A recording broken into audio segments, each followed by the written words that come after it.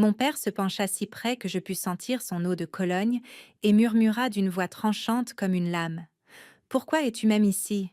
Il le dit à l'intérieur de la chapelle, 10 minutes avant que ma sœur ne descende l'allée. Des fleurs blanches, une musique douce, une salle pleine de gens feignant de ne pas entendre.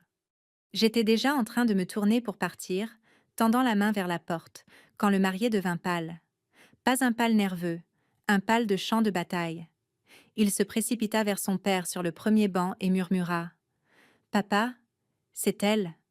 Le vieil homme se leva, se mit au garde-à-vous et me salua comme si la salle n'existait plus. La première chose que je remarquai fut le silence. Pas le genre paisible, celui qui survient juste avant que quelque chose ne se brise. La chapelle sentait les lys et le vieux cirage à bois. La lumière du soleil tombait à travers les hautes fenêtres en bande pâle, la poussière flottant lentement et inoffensive, comme si elle ignorait ce qui allait se passer. Le quatuor à cordes avait arrêté de s'échauffer. Quelqu'un toussa, puis se ravisa. Je me tenais près du fond, mon manteau plié sur le bras, une carte de mariage pressée contre ma paume. Je n'avais pas prévu de rester. Je me l'étais dit tout le matin en me préparant dans la petite chambre d'amis chez ma tante. Je l'avais répété comme un plan d'extraction. Arriver, m'asseoir discrètement, remettre la carte à ma sœur, sourire exactement 30 secondes, partir avant que les émotions ne deviennent bruyantes. Parce que ce jour n'était pas à propos de moi, et parce que mon père m'avait clairement fait comprendre des années plus tôt que je n'étais jamais censée être au centre de quoi que ce soit. Je portais une simple robe sombre, pas de médaille, pas d'uniforme, rien qui attirerait un second regard. Mes cheveux étaient tirés en arrière comme toujours quand j'ai besoin que mes pensées restent en ligne. Devant le miroir, je m'étais dit la même chose que ma mère disait quand papa était d'humeur massacrante. Sois plus grande que la pièce. C'était le plan. Puis mon père me vit. Il se tenait près du premier banc, riant trop fort, serrant des mains comme un homme en campagne électorale. Il avait fière allure, cheveux gris aux tempes, costume sur mesure, la posture de quelqu'un qui aime être vu comme important. Il était dans son élément, père de la mariée, maître de cérémonie, conteur en chef. Son sourire se figea quand ses yeux se posèrent sur moi. Il s'excusa auprès du groupe et marcha vers moi, chaque pas mesuré, contrôlé. Quand il s'arrêta, il n'éleva pas la voix. Il n'en avait pas besoin. « Pourquoi es-tu même ici ?» dit-il, les lèvres bougeant à peine. « C'est le jour de ta sœur. Ne rends pas ça gênant. » Les mots frappèrent plus fort à cause du calme avec lequel il les prononça. Je sentis cette crispation familière juste sous mes côtes, celle qui vient avant que les vieux instincts ne s'enclenchent. Respire, observe, décide. Des années d'entraînement ne vous quittent pas juste parce que vous êtes de retour à la maison. Je suis juste ici pour la féliciter, dis-je. Ma voix resta stable. Je ne serai pas dans le chemin. Il regarda au-delà de moi, vérifiant qui pourrait observer. Bien, dit-il, parce que ce n'est pas à propos de toi. Ça ne l'a jamais été. J'acquiesçai une fois. C'était tout ce dont il avait besoin. Il se tourna vers l'avant comme si la conversation n'avait été qu'une note d'agenda. Je fis un pas vers l'allée, puis un autre vers la porte latérale. La carte dans ma main semblait plus lourde qu'elle n'aurait dû. Je me dis que ça n'avait pas d'importance. Je me dis que j'allais bien. C'est alors que je vis le marié. Ethan se tenait avec ses garçons d'honneur, ajustant ses boutons de manchette, riant trop vite. Il avait été détendu tout le matin, du moins c'est ce que ma sœur avait dit. Mais quand ses yeux croisèrent les miens, quelque chose s'écoula de son visage. Il se figea. Pas confus, pas curieux, reconnaissant. Son sourire s'effondra. Sa main se figea à mi-chemin vers sa manche. Un des garçons d'honneur dit quelque chose, je ne sais quoi, mais Ethan ne répondit pas. Il se tourna brusquement et descendit l'allée, passant les fleurs, le photographe, droit vers le premier banc. Vers son père. Le général Thomas Hale était assis où il avait été tout le matin, mains croisées, dos droit, yeux fixés devant. Il portait un costume sombre qui ne pouvait cacher ce qu'il était. Certains hommes portent leur grade même sans uniforme. Ça se voit dans leur colonne vertébrale, dans la façon dont ils occupent l'espace. Ethan se pencha assez près pour que seul son père l'entende. Papa, murmura-t-il, c'est elle. Le général ne réagit pas d'abord. Puis sa tête se tourna. Ses yeux me trouvèrent à travers la chapelle, et tout changea. Le général se leva. Pas lentement, pas prudemment. Il se leva comme les hommes le font quand quelque chose en eux reconnaît un ordre. Des chaises bougèrent. Un frisson de mouvement le suivit sans que quiconque sache vraiment pourquoi. Il redressa sa veste. Et alors, au milieu du mariage de ma sœur, il se mit au garde-à-vous. La salle devint si silencieuse que je pus entendre ma propre respiration. Il salua. Net, tranchant, précis. Madame, dit-il d'une voix claire, portée juste assez loin, c'est un honneur de me tenir en votre présence. Je ne bougeai pas, je ne souris pas. Je rendis le salut comme on me l'avait appris. La mémoire musculaire me guida dans le mouvement sans réfléchir. Quand ma main retomba, le silence s'étira. Je vis mon père alors. Son visage avait pâli, la couleur s'en écoulant comme si quelqu'un avait tiré une prise. Sa bouche s'ouvrit, se ferma. Il inspira et sembla ne pas en avoir assez. Les gens me regardaient maintenant, pas le général, moi. Je voulais disparaître. Pas par honte, mais parce que ce n'était pas censé se passer comme ça. Je n'étais pas venue pour être vue. Je n'étais pas venue pour être reconnue. J'étais venue parce que ma sœur me l'avait demandé, parce que ma mère l'aurait voulu, parce que certaines promesses ne s'expirent pas juste parce qu'elles sont gênantes. Le général baissa la main et fit un petit signe de tête comme si nous étions les deux seules personnes dans la salle. « Veuillez pardonner l'interruption », dit-il à personne en particulier. Mais le respect n'est jamais déplacé. Mon père vacilla légèrement. Un de ses amis tendit la main, incertain s'il devait le soutenir ou s'éloigner. Je sentis l'air changer dans ma poitrine, pas léger, pas lourd, juste en train de revenir. Et alors que la musique recommençait, hésitante et incertaine, je compris quelque chose que j'avais évité pendant des années. Je n'avais jamais eu besoin que mon père me voie, mais j'en avais fini de le laisser décider si je comptais. La musique continua, plus faible qu'avant, comme si elle avait peur de commettre une autre erreur. Les invités se rassirent avec les mouvements prudents de gens qui venaient de assister à quelque chose qu'ils ne comprenaient pas, mais qu'ils savaient qu'ils en parleraient plus tard. Le photographe leva son appareil, le baissa à nouveau, incertain où pointer l'objectif maintenant que la salle avait changé de forme. Je me glissai sur un siège près de l'allée, mains croisées sur les genoux, yeux fixés devant. Mon cœur était stable, trop stable. Ça arrive parfois après que le moment soit passé, après que le corps décide que le danger est fini, il passe à un mode silencieux qui semble presque irréel. Du coin de l'œil, je vis mon père s'affaisser sur le banc. Ses épaules étaient raides, sa mâchoire serrée comme s'il retenait quelque chose avec ses dents. Il ne me regarda pas. Il fixait droit devant l'autel, comme si l'attention seule pourrait le brûler. Bien, qu'il est ça. Alors que l'officiant s'éclaircissait la gorge et recommençait, mon esprit glissa en arrière comme il le fait toujours quand je suis forcée de rester immobile dans un endroit qui ressemblait autrefois à la maison. J'ai grandi dans cette ville, à 3 kilomètres du fleuve, un supermarché, un lycée, des vendredis soirs sous les lumières du stade et des dimanches matins en chemise repassée qui sentaient l'amidon et l'impatience. Mon père aimait les choses qui le faisaient paraître solide, respectable. Il travaillait dur. Je ne lui enlèverai pas ça. Il croyait en arriver tôt et partir tard. Croyait aux hommes qui serrent les mains fermement et aux femmes qui sourient au bon moment. Il croyait en ma sœur. Émilie était facile pour lui à comprendre. Elle riait à ses blagues, suivait les règles, restait proche. Elle épousait un bonhomme, le genre que mon père pouvait pointer du doigt et dire « c'est comme ça qu'on fait ».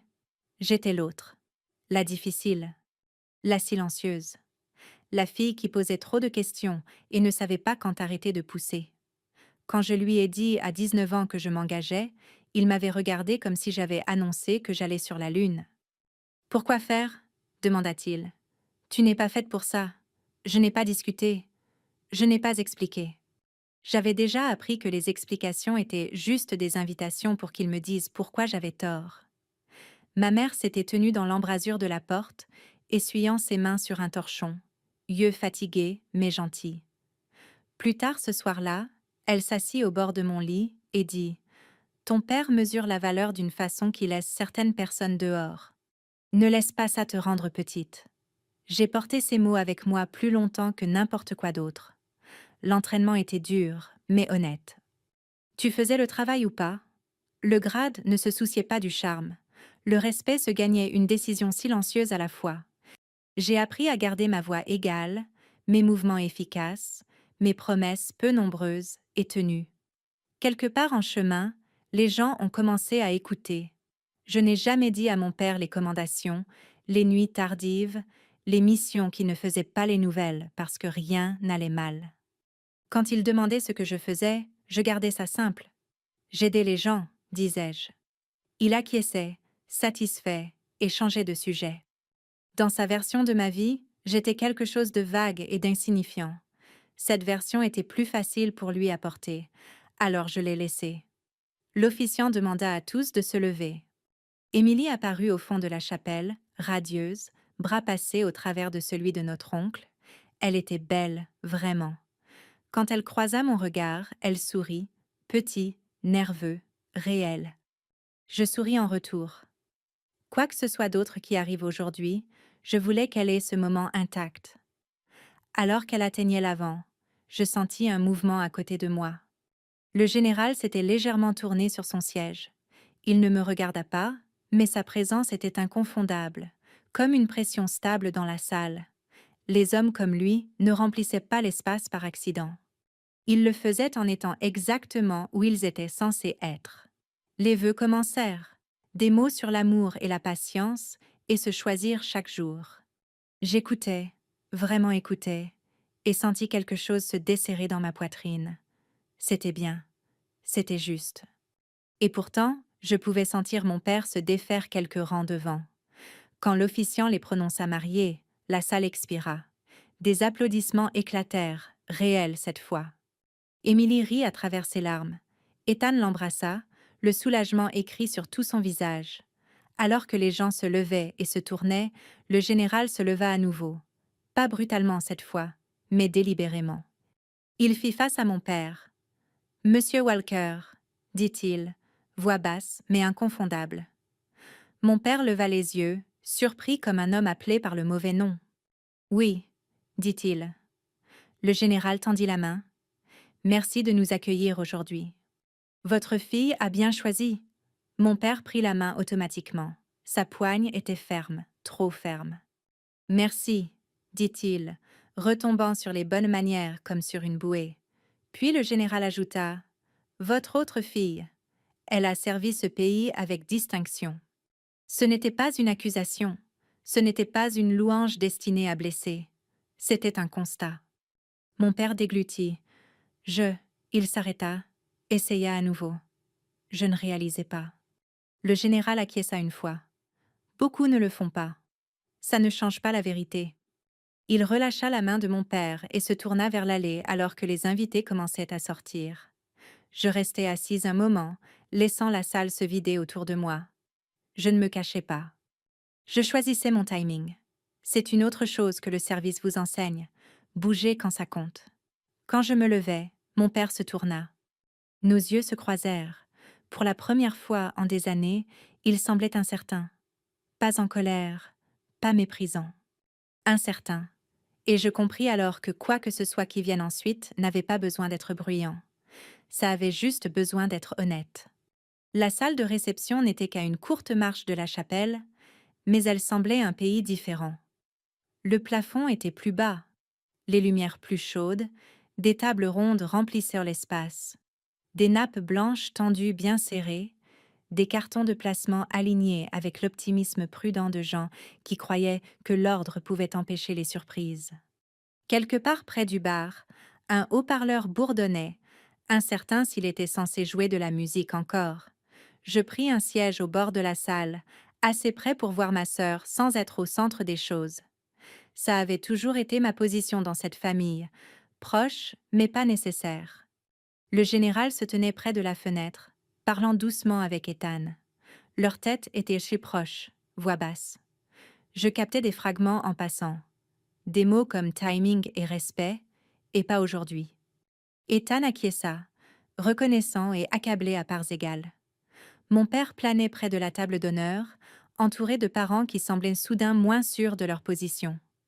Ils riaient trop fort, ajustaient leur veste, prenaient des gorgées d'eau dont ils n'avaient pas besoin.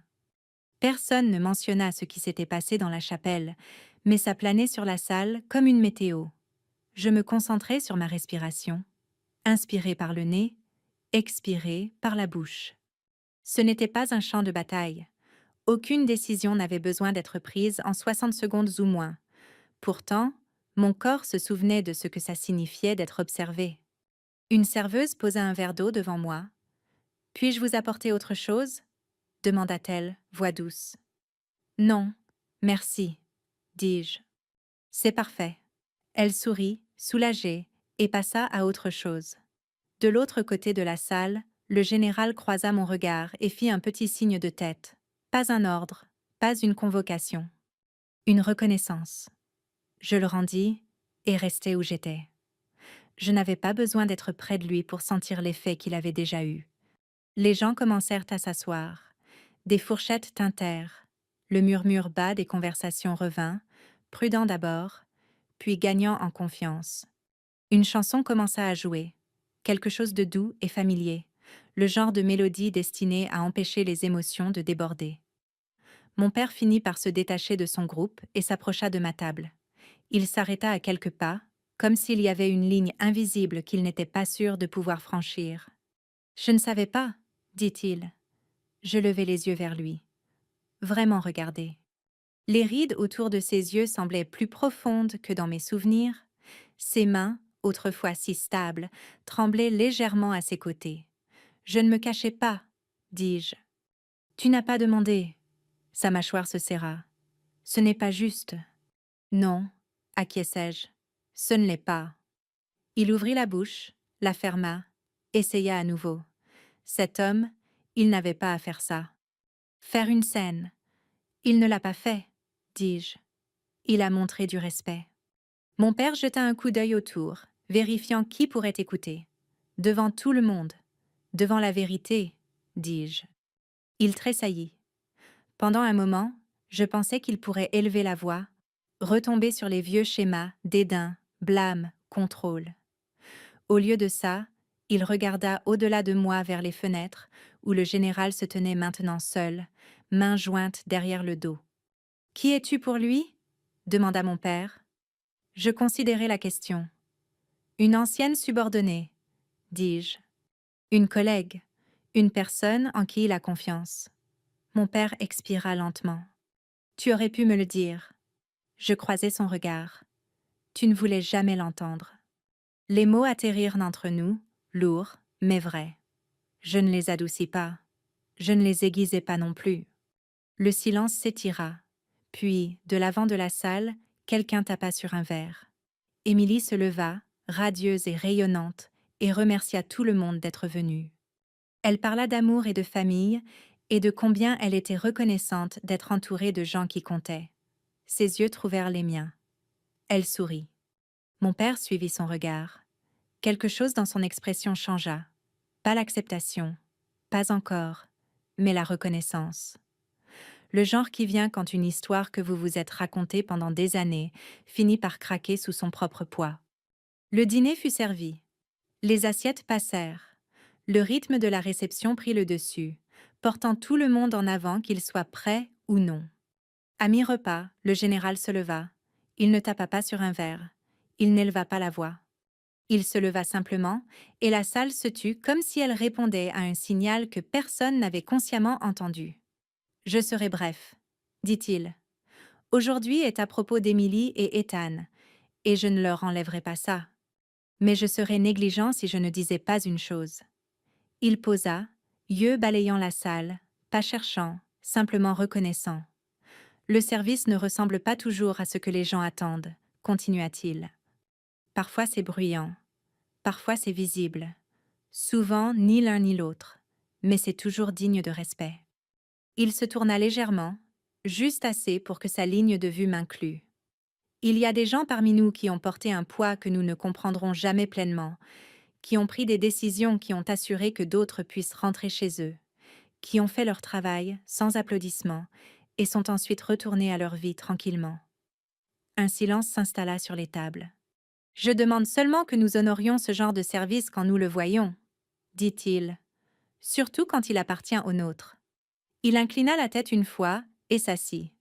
Aucun applaudissement ne suivit. Ce n'était pas ce genre de moment. Mon père fixait son assiette, appétit oublié. En face de lui, un cousin se tortilla inconfortablement. Quelqu'un s'éclaircit la gorge.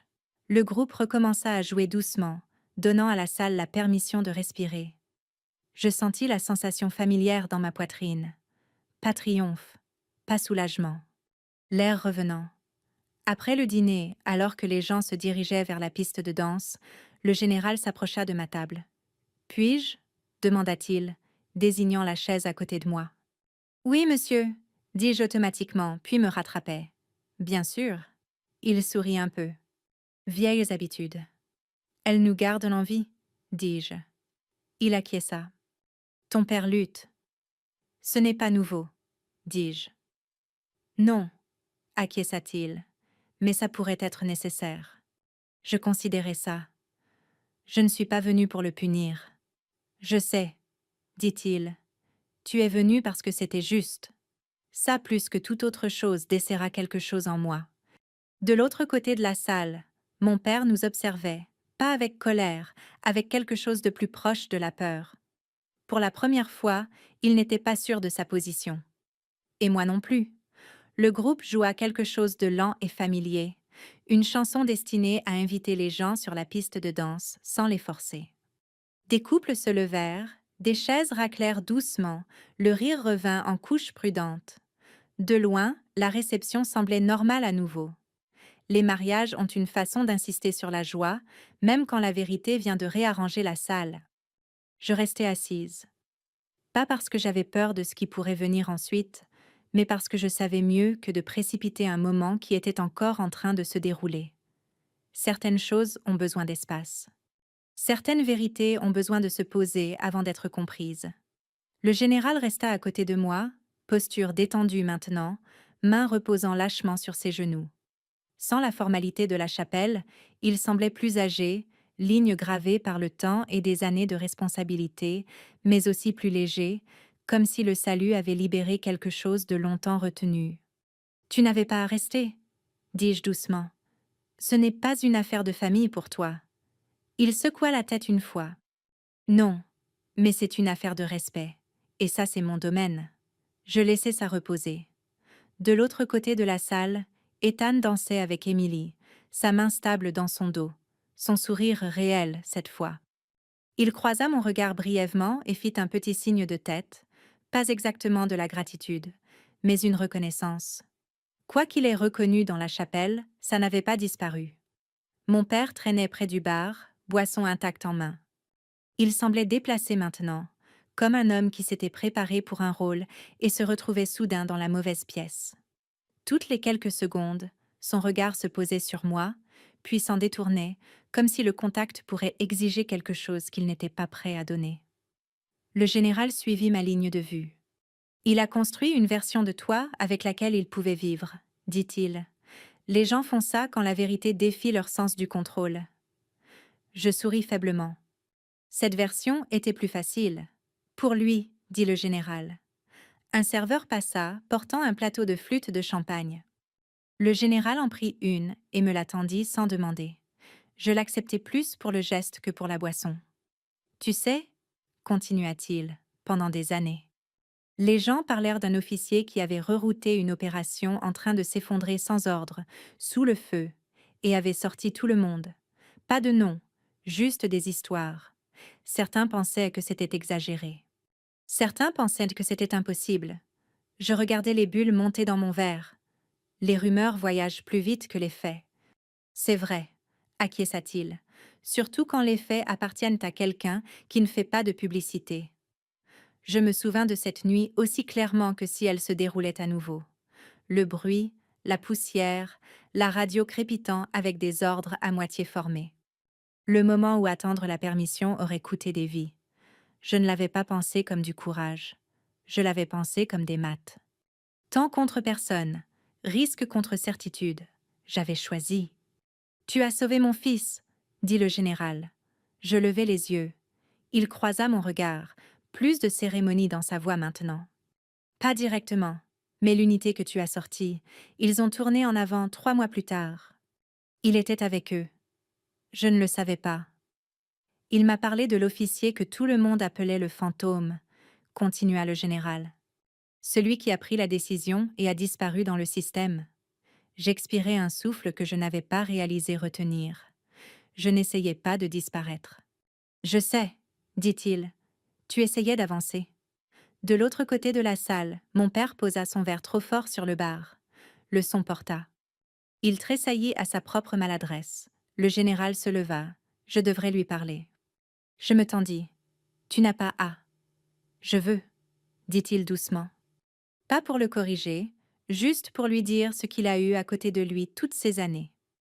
Il traversa la salle avec la confiance tranquille d'un homme qui n'avait rien à prouver. Les conversations faiblirent à son passage. Mon père se redressa quand il s'approcha, réflexivement respectueux, même maintenant. Ils parlèrent doucement. Je ne pus entendre les mots, mais je n'en avais pas besoin. Le visage de mon père changea par étapes. Confusion, déni, quelque chose comme du chagrin. Il secoua la tête une fois, comme essayant de déloger une pensée trop lourde à porter. Le général dit autre chose et fit un geste, pas vers moi, mais vers la salle, les gens, la journée. Enfin, mon père acquiesça. Quand le général revint, il ne s'assit pas tout de suite. Il s'est raconté une histoire pendant longtemps, dit-il. Aujourd'hui l'a interrompu. Ça ne veut pas dire qu'elle finit, dis-je.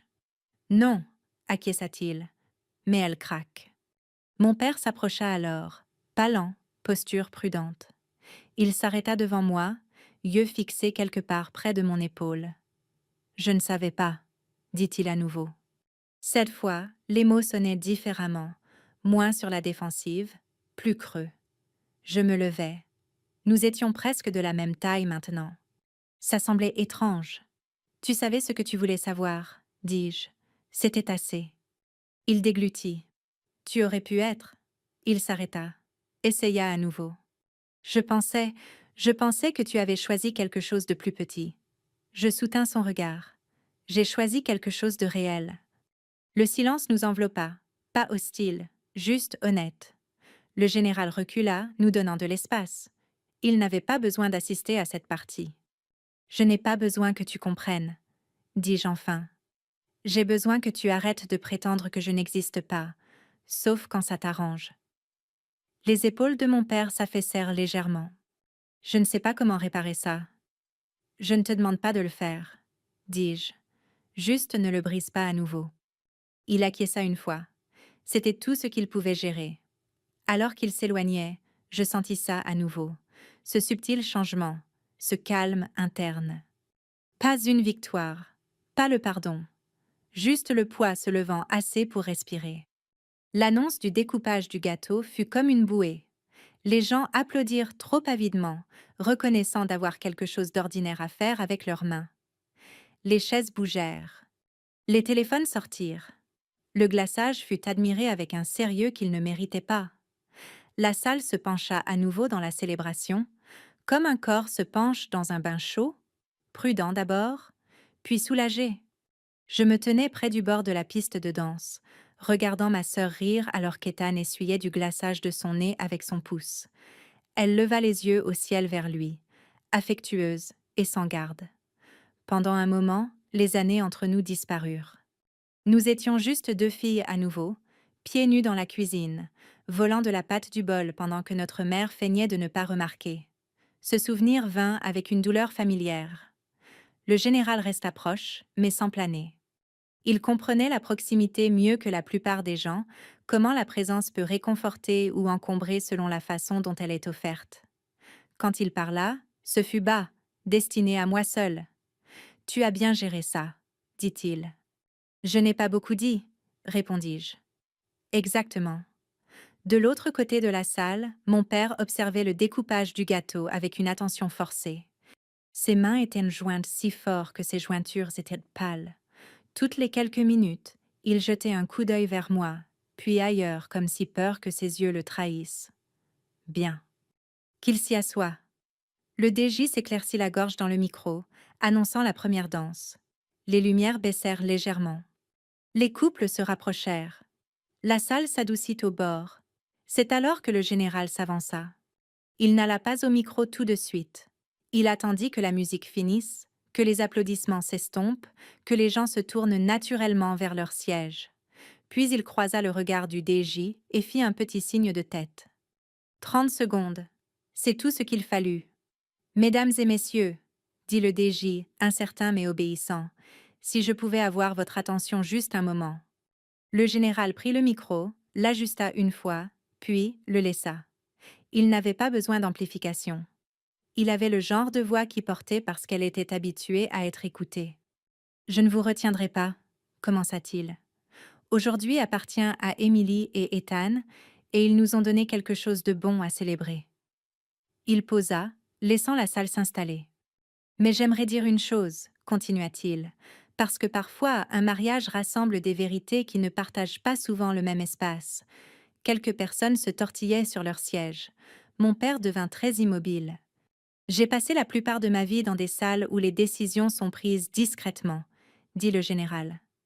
Des salles où la bonne chose n'est pas toujours la chose populaire, où le service ne vient pas avec un projecteur. Son regard bougea, pas cherchant, simplement incluant.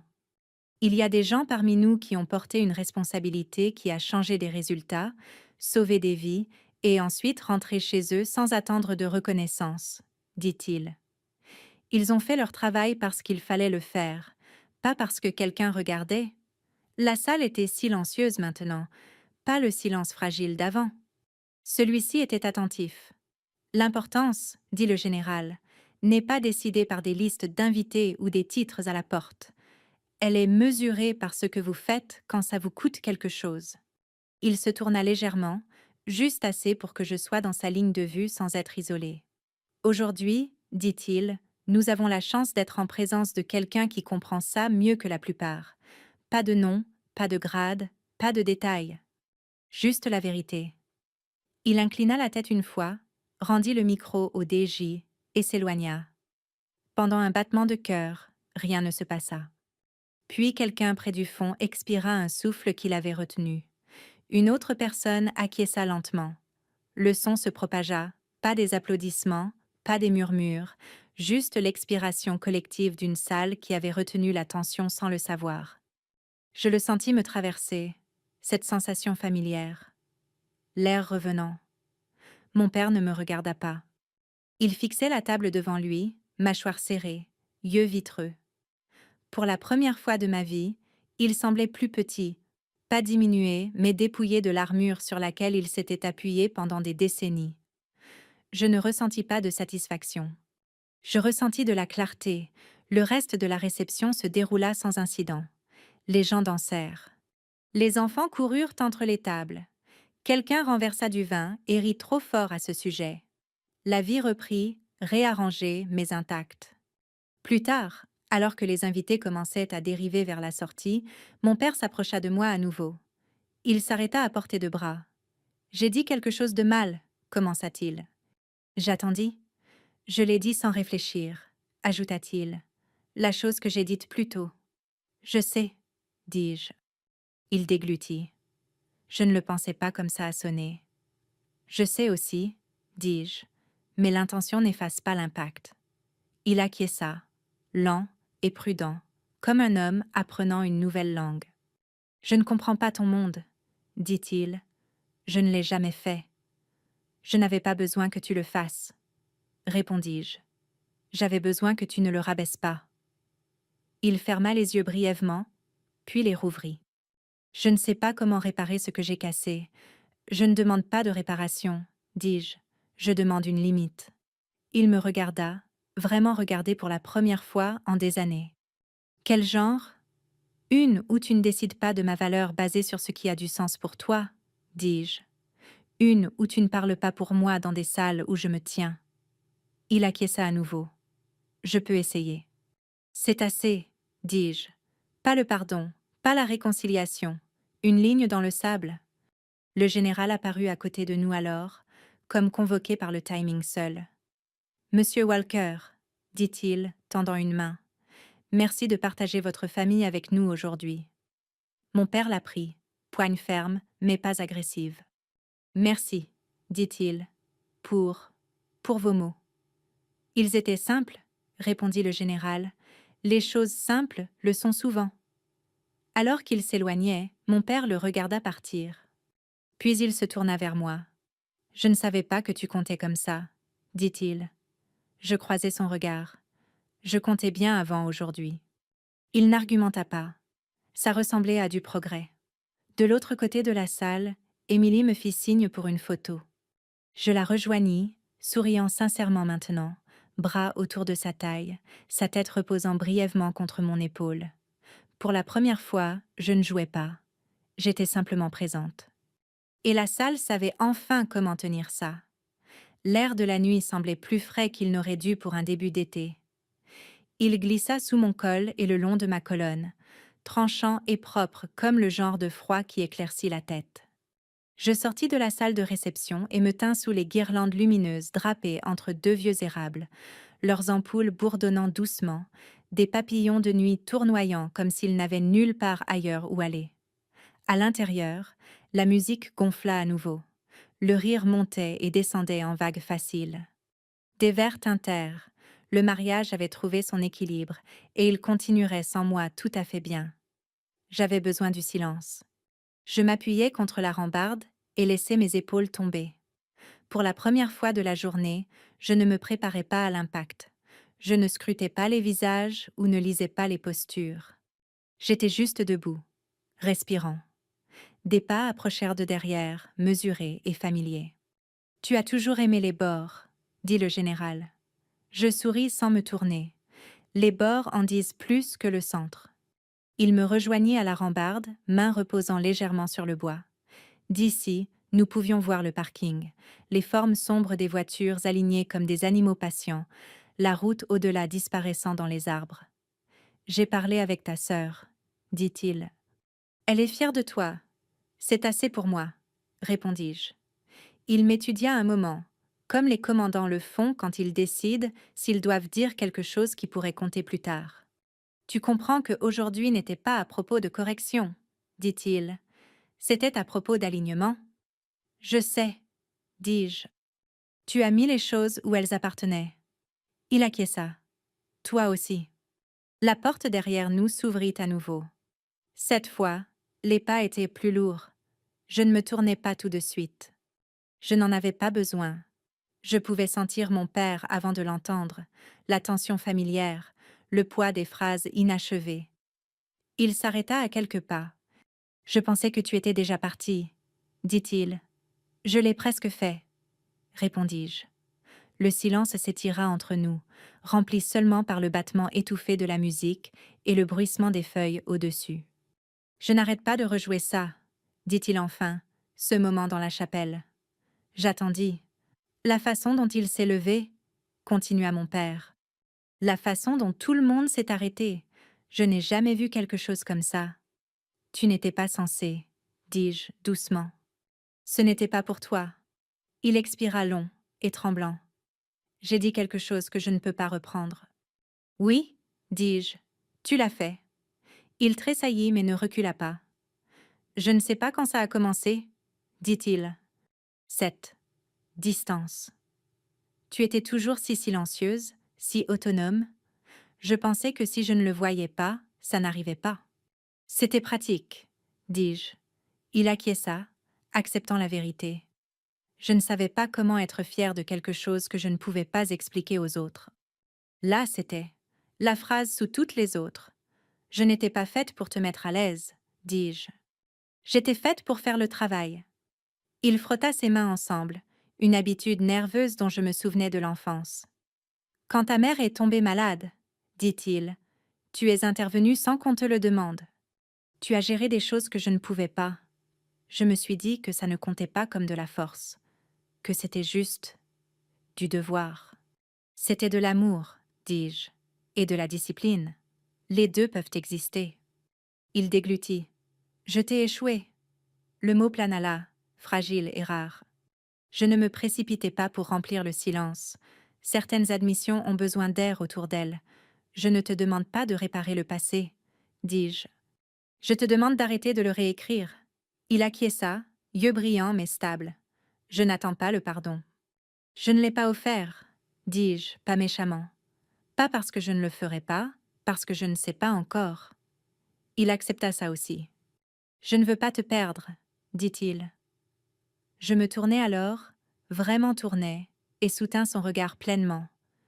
Tu ne me perds pas en disant la vérité, dis-je. Tu me perds en prétendant que ça n'a jamais compté. La porte s'ouvrit à nouveau.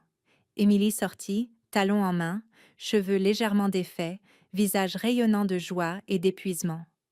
Te voilà, dit-elle doucement. Je vous cherchais tous les deux. Elle jeta un coup d'œil entre nous, lisant l'espace avec l'intuition de quelqu'un qui a grandi en naviguant l'attention. Ça va? Me demanda-t-elle. Oui, dis-je, et je le pensais. Elle sourit, le soulagement inondant ses traits. Bien, parce que je voulais dire merci, pour être venue, pour être restée. Toujours, dis-je. Elle se tourna vers notre père. Papa! Il se redressa instinctivement, se préparant à performer. Elle l'arrêta d'un regard. Sois juste ici, dit-elle. Il acquiesça, quelque chose se desserrant dans ses épaules. Nous restâmes là ensemble un moment, 3 personnes façonnées par la même maison, la même femme, les mêmes silences, sous des guirlandes lumineuses qui bourdonnent comme si elles montèrent la garde. À l'intérieur, la musique passa à quelque chose d'optimiste. Quelqu'un acclama. La fête continua. Émilie glissa son bras dans le mien. « Viens danser avec moi », dit-elle, avant que la nuit ne soit finie. J'hésitais, puis acquiesçai. Une chanson. C'est tout ce que je demande, dit-elle.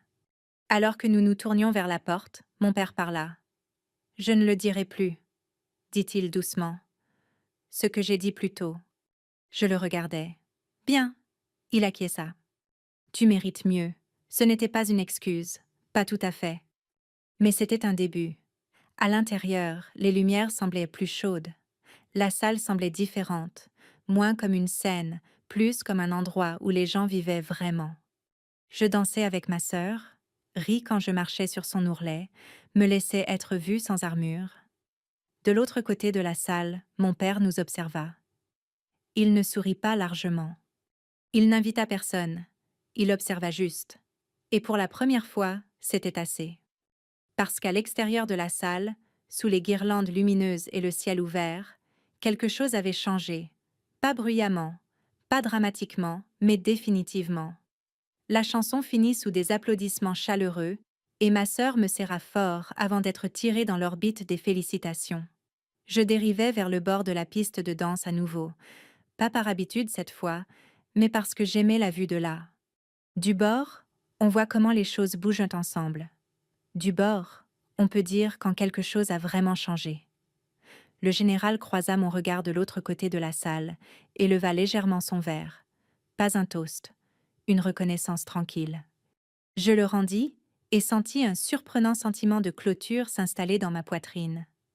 Je n'étais pas rentrée pour être vue. J'étais rentrée pour me tenir droite. Cette différence comptait. Alors que la nuit avançait, la foule s'amincit. Les parents plus âgés partirent en premier, serrant dans les bras plus longtemps que nécessaire, murmurant des choses qui sonnaient comme des bénédictions. Les chaises furent empilées. Les centres de table disparurent dans des boîtes empruntées. Quelqu'un baissa la musique jusqu'à ce qu'elle devienne fond au lieu de commande. Mon père resta. Sa seule semblait significatif.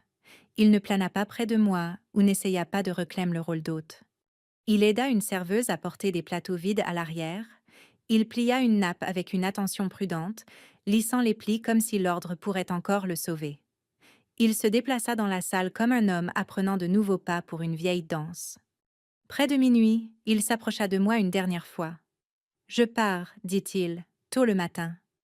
Conduis prudemment, répondis-je. Il acquiesça puis hésita. Tu restes en ville longtemps. Juste la nuit, dis-je, je repartirai demain. Il semblait déçu. Pas théâtralement, juste un petit scintillement qui ne savait pas comment se cacher. Si tu es libre, dit-il lentement, peut-être un café avant que tu partes. J'étudiais son visage, pas cherchant la culpabilité ou le regret, cherchant la sincérité. Je peux faire ça, dis-je, si on garde ça simple. Une lueur de soulagement traversa ses traits. Simple, c'est bien. Il partit alors, sans se retourner, faisant confiance pour une fois que je n'avais pas disparu juste parce que je n'étais pas dans sa ligne de vue. Émilie me trouva près du porte-manteau, chaussures en main, cheveux pleinement échappés de leurs épingles. « Ça va » demanda-t-elle à nouveau, plus doucement cette fois. « Oui » dis-je, « vraiment. » Elle posa sa tête contre mon épaule comme elle le faisait quand nous étions enfants et que le tonnerre secouait les fenêtres. « Je ne savais pas » murmura-t-elle. « Pas tout. »« Je sais » dis-je. « Tu n'étais pas censé. » Elle recula, yeux brillants. « Je suis fière de toi.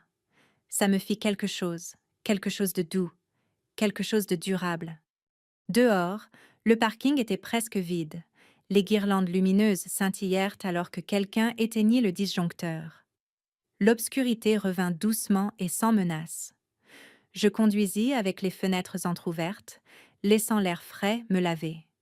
La route hors de la ville courbait devant des landmarks familiers, le vieux diner, le magasin de quincaillerie fermé, le champ où nous regardions les feux d'artifice depuis le haillon du camion de mon père. À un feu rouge, je reposais mes mains sur le volant et laissais le silence s'installer. Pendant des années, j'avais porté une crispation dans ma poitrine que je ne pouvais pas nommer. Pas exactement de la colère, pas de la tristesse. Quelque chose de plus proche de la compression. Comme si je m'étais tenue plus petite que nécessaire pour rentrer dans une histoire qui n'était pas écrite pour moi. Ce soir, cette pression était partie. Pas parce que mon père avait changé du jour au lendemain, pas parce que le général avait parlé, mais parce que j'avais arrêté d'attendre la permission d'exister telle que je suis. De retour chez ma tante, je m'assis au bord du lit et ôtai mes chaussures. La chambre sentait faiblement la lavande et les vieux livres. Je posai mon téléphone sur la table de nuit et fixai le plafond, écoutant le bourdonnement tranquille d'une maison au repos. Demain, je retournerai à ma vie, au travail qui comptait, aux jours qui exigeaient de la concentration et aux nuits qui demandaient de la résilience. Rien à propos de ça ne changerait à cause d'un mariage. Et pourtant, quelque chose avait changé. Des limites avaient été nommées. La vérité avait été dite sans crier. Le respect avait trouvé son chemin dans une salle qu'il avait autrefois niée. Ça comptait. Le matin vint doucement. Lumière pâle à travers des rideaux fins. Des oiseaux se disputant dans le jardin. Je m'habillai simplement et sortis sur le porche, tasse de café réchauffant mes mains. La voiture de mon père arriva 20 minutes plus tard. Nous roulâmes jusqu'au dîner sans beaucoup de conversation. Commandâmes des œufs et du pain grillé. Nous assîmes l'un en face de l'autre comme deux personnes apprenant à partager l'espace à nouveau. Il ne performa pas, il ne diminua pas, il écouta. Et quand je me levai pour partir, il dit « Je ne parlerai plus pour toi ». J'acquiesçai. C'est assez. Nous nous séparâmes sans câlin. Nous n'avons jamais été une famille à câlin sauf si quelque chose cassait. Cette fois, rien ne l'a fait. Sur l'autoroute hors de la ville, les kilomètres s'ouvrirent. Les champs laissèrent place au ciel. La radio joua quelque chose de familier, stable, discret. Je respirais. Pas superficiellement, pas gardé, libre. Si vous avez déjà été dans une salle où quelqu'un a essayé de vous faire sentir petit, si vous avez déjà porté votre valeur silencieusement pendant que le monde regardait ailleurs, je veux que vous sachiez ça. Vous n'avez pas besoin d'un projecteur pour compter. Vous n'avez pas besoin de permission pour vous tenir droit. Et parfois, le plus vrai genre de justice n'est pas bruyant du tout. C'est juste l'air qui revient quand vous arrêtez enfin de retenir votre souffle. Si cette histoire a remué quelque chose en vous, si elle vous a rappelé un moment, une personne ou une vérité que vous avez portée silencieusement, j'aimerais entendre de vous. Laissez un commentaire ci-dessous et dites-moi d'où vous regardez Ou quelle partie de cette histoire est restée avec vous? Nous partageons des histoires comme ça tous les jours, simples, humaines et honnêtes. Donc, si vous ne voulez pas manquer la prochaine, abonnez-vous et marchez ce voyage avec nous. Jusqu'à la prochaine fois, tenez-vous droit, votre histoire compte.